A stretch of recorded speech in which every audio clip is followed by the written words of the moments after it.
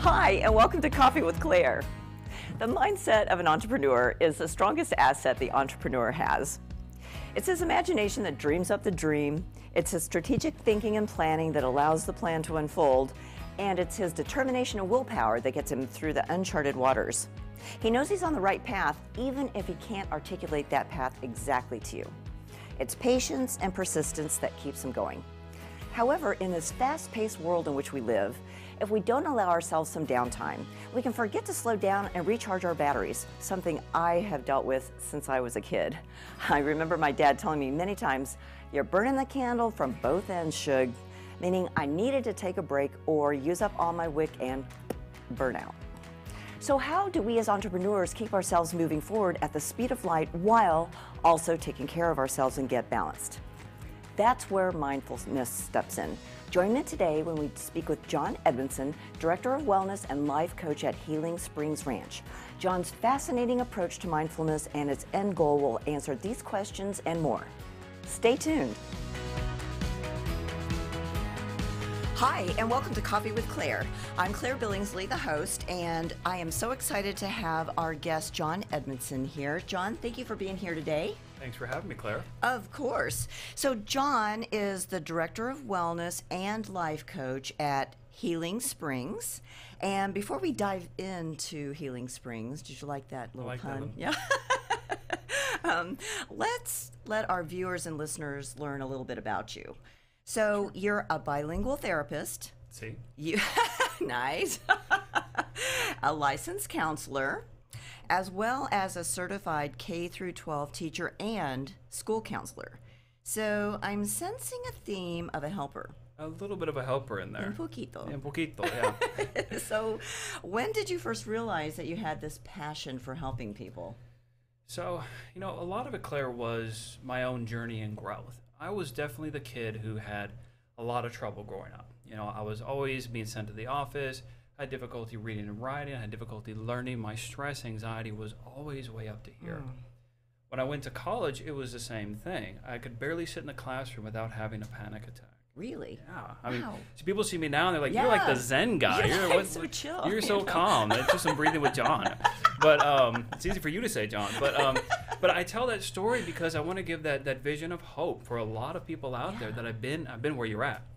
And so what I did was I started to integrate the ideas of mindfulness. I minored in psychology, so I was studying psychology, and a lot of motivational material, and to kind of create my own personal program of healing, of growth, of inner peace. When I did that, I noticed it was progressive, like, can I just sit still for 1 minute, 2 minutes, 3 minutes, and was able to begin to meditate for almost 20 minutes. Wow. Then I'm sitting in a classroom, and I'm like, okay, I'll just sit here for 5 minutes and not have a panic attack. Then it's 10 minutes and 20 minutes and 30 minutes. And after a while, I go from having trouble to excelling, graduating cum laude with honors. Wow, good for you. Thank you. And doing it in a way that was character building, like helped me change as a human being as well. So then I wanted to bring that to others. Like, I was so grateful for that experience and that knowledge. I wanted to teach it. So I became a high school teacher. And, I thought that was going to be easy because I understood. And the first thing I learned in high school is when they look at you as a teacher, you don't represent the friend at first. You have to earn that trust. Oh, right. And earn the connection. So I did that. And along the way, I realized that, if I'm really going to help them, I can't just tell them my story. I have to give them the experience. So it was hard at first, but I had freshmen, believe this or not, doing Tai Chi. Oh, cool. Listening to classical music. Wow. Doing deep breathing, doing journaling, and doing motivation. And what subject did you teach? It was the Spanish. Oh, okay. And so we integrated all that in. That is so cool. Yeah. And so basically we integrate all that into class, and it takes a little bit of a sales approach. Oh, sure. And teach about the neurobiology behind it to get the administration to buy in. But we went from, and this is a rough school I started at teaching, with kids being sent to the office consistently, grades being low, that by the end of the year and the following years, grades are going up, behavior is improving, without me having to write people up. And it was like magic. Wow. Yeah. But then I noticed something. That's awesome. Yeah, in the process, although it was wonderful and awesome, there was a certain group of kids that they would still, like when they would do the breathing, when they would do the relaxation, they would start to cry. Oh. Yeah, or they would have panic attacks. And what's going on here? And that's an important thing to talk about, because later on people are going to ask, well, John, what about if I do mindfulness, it doesn't work for me? You know, the idea is that there's something going on. And that's what I learned with them. I'd have huddle ups with them afterwards. What's happening? And they'd say, well, family's going through divorce. You know, I've gone through trauma. You know, I've gone through these experiences. So I realized I had more to learn. So then I went back. I got the certification to be a school counselor, to be a psychotherapist, to do all that great stuff. And then, you know, took it from the classroom into a community center, from a community center to preventative medicine, from there into residential treatment. And it's just like this long, exciting journey. Yeah. Yeah, and each one builds on the other to where here I am today, talking to you and helping other people. I love that lifelong learning process. Yeah. You know, I have met people before that haven't embraced that at all, and it's like after they graduate from college, they're done. Ta-da! You know, yeah, and I've helped them with the resume, and I'm like, well, you know, you've left off all the other things that you've learned along the way, and they're like, was I supposed to take another class? It's like, well, you know, you're not supposed to do anything. I just naturally thought you would because I do. So isn't everyone just like me? So anyways, you are in the practice of helping people. And you mentioned mindfulness, and it's a key focus in what you do. So can you help us understand what mindfulness is? Sure, yeah. And if I was going to do a show, it would be the Mindfulness Mythbusters. Ooh, I like that. Yeah, because so many people, they tell me this all the time. Like, I can't relax, John. I have a high stakes job. Or, you know, I'm a paramedic, I'm a police officer, fireman. I can't be doing this mindfulness mumbo jumbo stuff, right? So mindfulness, the core of it is seeking the greatness within you. Like, bottom line, what is in you that you want to bring out? You know, and so what you do is you use techniques in order to make that happen. So everyone knows the breathing and relaxation, and that's core, and that's super important. That gets you started. So we're teaching you how to land, how to calm down, how to center, so when other things come up, we can bring you back down. Then we're teaching you awareness, mindfulness itself, so you can see what's happening. So if you are an entrepreneur, right, and you're working with, you're in the middle of a negotiation, and it's high stakes, you think mindfulness doesn't make sense. It makes perfect sense, because you become aware, oh, my heart rate's going up, oh, my breathing is increasing, I'm looking nervous, that person's picking up on that. You want to be able to calm yourself down and center. So now mindfulness becomes tactical in a sense, and it's much more applicable to everyday life. But then the other piece is you have to continue that journey to seek within. If you just try to calm down, you're just aware, you'll notice at times, just like those kids I worked with, stuff's going to come up. And I don't care who you are. You can be the strongest man or woman, the most intelligent, the most professional. You're still human. Yeah. So doing that, making that connection to yourself and seeking the beauty within will empower you to be the best in whatever it is you're trying to achieve. Wow, and that's really, you know, part of entrepreneur spirit, you know, is that they really are striving to do something that no one's ever done before, and they're driven to be the best, you know, and I mean, their minds never shut off. You know, in fact, entrepreneurs, well, you're an entrepreneur, so you know this. It's like you have a dream, and it's so vivid that you can't wait to get up in the morning and implement it. Share it with the world. It's like, oh my God, I have this great idea. I can't wait to tell you about it. And so, but then it's like you're going in so many different directions. So, you know, how do we find time to practice that mindfulness? I mean, it is great to get to the point where you can notice that you're starting to feel that, but it's like, you know, there's only 24 hours in a day. Sure. And, you know, I do need to sleep at some point. So am I practicing mindfulness when I sleep, or how do you do that? Yeah. Sure. Well, the first thing is setting the goal. So what is it you want to achieve? If you were an entrepreneur, I'm not asking you to meditate for 3 hours a day. I'm not even asking you to be totally calm. Keep probably a good idea. Yeah, keep that passion, man. What a disservice that would be if you're like, hi, I'm an entrepreneur.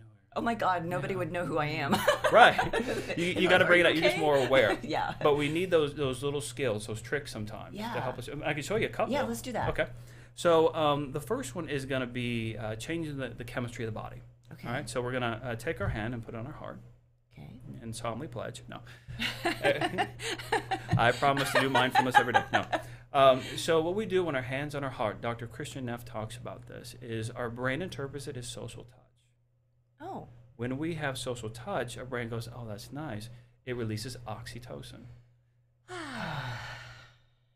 Oxytocin is literally that. It's the love hormone. Yeah. So like you have a large meal, after intimacy, having this connection, it all creates oxytocin. Why is that important? It counteracts cortisol. Now, cortisol isn't evil. Cortisol is a stress hormone. So when we need to get up in the morning, we want that healthy stress to get us moving. This is urgent. Too much of us, we stop. We've all had that. We can't think anymore. You know, we're too tense, too edgy, we're shaking. Doing this balances out the chemistry. So now you can have the ability to be engaged, be aware, but you're a little bit more settled. So before you walk into that boardroom, or at the end of the day, you've had a long day, you've been crushing deals. Yeah. Sit in the car for a minute. Do this. Make that connection. And I do feel better. It's yeah, interesting, right? It's really calm. Do you notice a difference? So another one is the breathing. You already started to do it. It's natural. So when we inhale, that's like the gas. That's the sympathetic nervous system ready to go. Okay. So, and you see it. You ready? Let's do this, right? Right. Yeah. Yeah, you feel it. Yeah. So when you exhale, that's the break. So like imagine like it's all over, you're done, you go over. Right. So we can take control of that. Okay. So here's how we do it. You take a deep breath in through the nose, out through the mouth. That's good, Claire. You're rocking it over there. You're rocking out this calm. I can breathe. Yeah. So then you breathe in through the nose again. Longer out through the mouth. Ooh. Feels different. And then one more. Longer out through the mouth. Really good. Wow. You did good. So now we've taken control of our body and our mind. And especially the paramedics, policemen, firefighters, entrepreneurs, we want that control. Yeah. We want that. So we don't have to fake it anymore and say I'm fine when I'm not. Yeah. We can say I'm not okay. I don't need to show that to the world because I'm in the middle of something. But I can calm myself down and then be ready to continue to move forward and be more productive at the same time. So is that how the sports figures, you hear about these guys who, they lose one of their parents, the day before a big game or something like that, and they show up and they perform, and I always wonder, it's like, how in the world can they get out of their hearts like that? How do they get themselves focused on that task when this really heavy thing just happened? Sure. So is this something it's connected to it. Okay. It's connected. See, that's you. Oh, you just. I'm so glad you mentioned that because that's the superpower that many of us have. So same thing with firefighters. They're running to a building. It's on fire. Yes. I mean, They're it's running on, towards I'm the running danger. out. They're running in. Right. How do you do that? Well, some of it is healthy disassociation. So when we say dissociation, that's like you check out a little bit. Okay. This is a healthy version of that. Okay. You need to achieve the task. That's not the time to get in touch with your emotions. Okay. And it sounds funny Makes for a sense. therapist No, to say, no. but it's all about the balance. So the trick is, in that moment, they're able to go, okay, it's game time. I need to shut it down. They may perceive as cold. You see people in business all the time. You're so cold. Well, right now I'm in the middle of this. I have to get this done. If I get in touch with all the emotional stuff, I can't concentrate. Yeah. Excellent. So you go through that, but the harder part is, can you check back in? So can you run into that fire, save those lives, come back out, and then come home, be emotionally present for your family? Yeah. Can you turn that off when you do that, like an Olympic athlete, perform at this amazing level? I mean, I'm always just blown away by them. But then can you turn it back on, go home and connect to those feelings? Yeah. Because if we don't, it'll catch up eventually. I don't know how many times I've heard this because at Healing Springs, we work with a lot of high-level professionals that are coming in for treatment. They're the best and the brightest, but they're also still human. Sure. And when I worked in preventive medicine, the same thing. We're getting these very smart, high-level, I mean, they own the building. They don't work in the building kind of individuals. Right. Right. And so what goes on is they begin to ask, well, what happened? I don't feel like I used to. I don't have it anymore. Well, what they don't have anymore, that it is the capacity to shut it down, to tune it out. Now they're starting to find coping mechanisms that aren't working. That's when the alcohol kicks in. Alcohol's not bad, but too much of it's not good for you. That's when eating food's not bad, but too much of it's not good for you. Or workaholism kicks in. Yeah. Or all these different coping mechanisms. So the trick is now, can you tune back in, begin to release that stuff, not to hang out there forever. Like the goal of therapy is not to have you feel your feelings. We want you to start with that. Like Melissa Engel, one of the clinical director at Healing Springs, says, feel your feelings and stay safe. That's the start. Oh, I like that. Yeah. Yeah. But then you want to release it. And then you go over here, like with our work with Rachel Graham, who's one of the coaches there and one of the owners. Okay. She says, okay, you felt your feelings, you stayed safe, you've healed that scar. Now let's get back in the game. Now let's look at your professional life. Let's do some coaching around this. Who are you? What's your personality like? Where do you want to go now? What's your vision? And then you combine those two together, you have the winning Oh combination. my gosh, I just felt how powerful that is. Yeah, and it is to watch it. Because you come in, I'm a professional, I don't want to talk about my feelings, hear my feelings, let's release them to, let's get back in the game and move forward.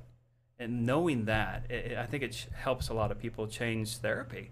You know, how we view it. Instead of going in and going, I'm in therapy, boo, it's, I'm in therapy, wee! Yeah, so it makes it more exciting. Yeah, because, you know, there is a lot of stigma still around that word of therapy, you know, and so I think that what you guys are doing is really helpful to help people kind of get out of that idea. You know, and what do you think? Is it about somebody that's really strong asking for help? Do you think that it makes them feel too vulnerable? Does it make them feel like they're out of control? What do you? You're the professional. Yeah. What's going on there? Yeah. So I think first of all, it's partially the fault of therapists, all my good friends, and the history of us. We have so great you're making intentions. enemies right now by saying this? A little bit. Sorry about this, guys. But it's not them either. It's actually take it deeper. It's the old paradigm, which is changing. So what's happening now is a lot of us are huddling up, and we're trying to rebrand therapy. The old school therapy was you feel your feelings, you connect to it, and now go get them. And you would see change in people, and that was fantastic. But the model was incomplete. So now that we're creating this other side of here, the coaching side, now we're creating the more complete model. So people come into therapy, and sometimes they weren't fully coached by well-intentioned, wonderful therapists of, hey, we want to get into this, but we want to get into this to take you here. You know, because they were just coming from what they were taught in college. So now as we're looking at it differently, therapy is more of like going to the mechanic. We're going in there to work on something to fix the car. We're going to take the pieces out, put it back together so the car runs good. Why do you want that? So you can go to where you want to go in life. Right. Make that direction. But it is scary for the 18 players because they've been, like you said, they've been in control their whole life. And now they're letting go of control. The new answer is going to be balance. Now there's times to be in control, be focused. Now there's times to let go. And if you can find that balance, then therapy is now a cool thing. It's like coaching, you know, a lot of people want to do, instead of it being something that's a sign of weakness. And so these guys are really busy, and they're finally realizing that, you know, what they keep doing isn't working for them. You know, just keep doing the same thing, getting the same result, right? So how do you help them find the time in their very busy day? I mean, you mentioned, you know, sitting in your car after you know, before you go home, or you know, before you go into a meeting and things like that. Do you recommend like a certain amount of time every day to devote to this kind of practice, just to kind of keep your, I don't know, mindfulness stamina going? Yeah, keep it going. It's like working out. Yeah. Sure. And time is an important thing, because when we are younger, when we're in that entrepreneur mode, we exchange our health sometimes and time for money. Now we really push ourselves. Oh my gosh, you were so right. Yeah. But then when we're they older, get sick, right? Yeah, then we have to exchange money for health. Oh my God, and more you were time. so right. Yeah. And we see it. And when I worked in preventative medicine, and I see people come in on the other end of that, we make that connection. So the first thing is a paradigm shift. First thing is, this is important. This is like investing in stock. This is like investing in your retirement.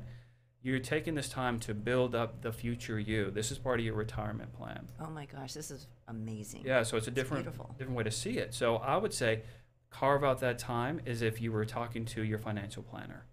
Okay. Make it happen, and just do it. No, it's not going to be forever, but give it that kind of importance. And then every day, find some way to connect to yourself, to breathe, to recenter, those tricks we did earlier, at minimum. But then get some support to get that coaching that you're going to need.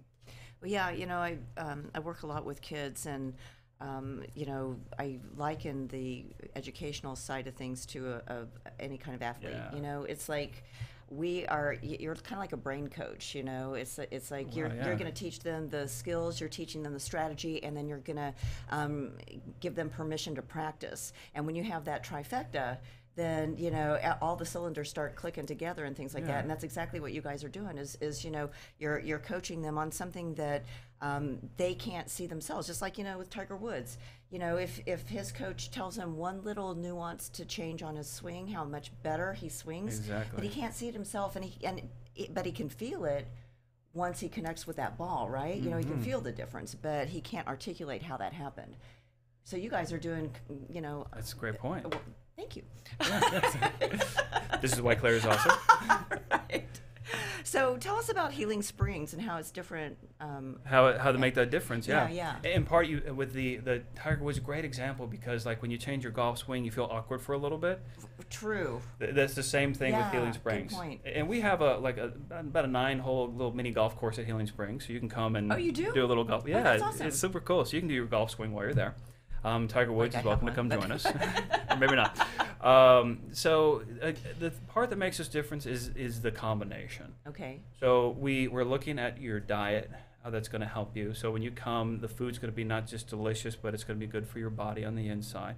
Heal the internal organs, make everything right so that your brain functions better. Oh, wow. We're going to do that coaching. So you're going to do the DISC, you do the Myers-Briggs. We're going to see your personality assessment, see who you are as a person.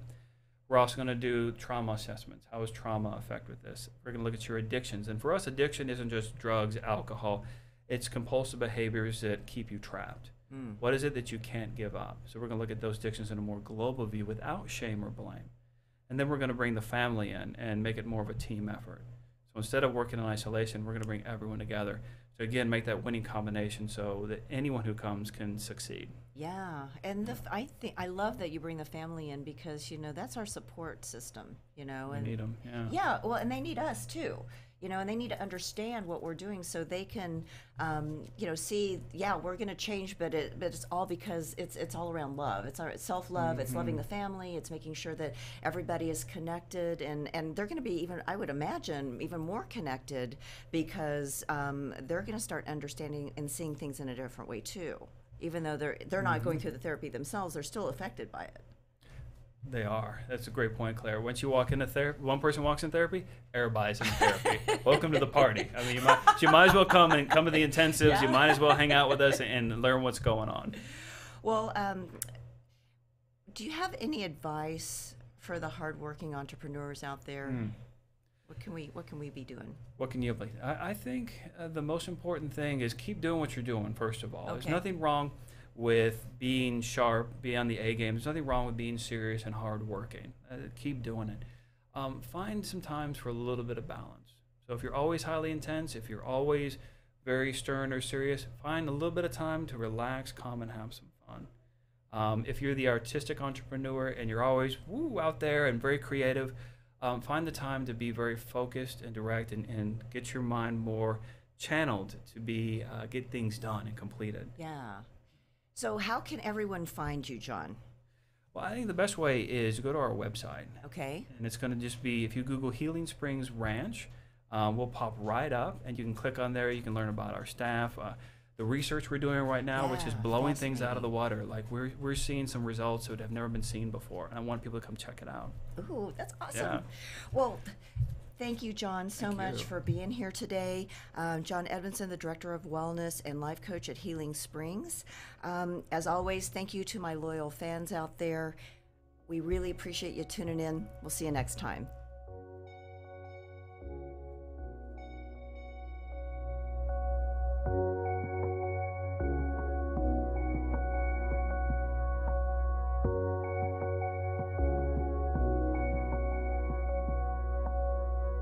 Thanks for tuning in to this week's episode of Coffee with Claire. To learn more about today's guests, visit their website or find them on Facebook. To learn more about me, Claire Billingsley, follow me on LinkedIn or visit my website at coffeewithclaire.tv. And to hear more episodes of Coffee with Claire, subscribe, rate, and review the show on your favorite podcast and social media platforms.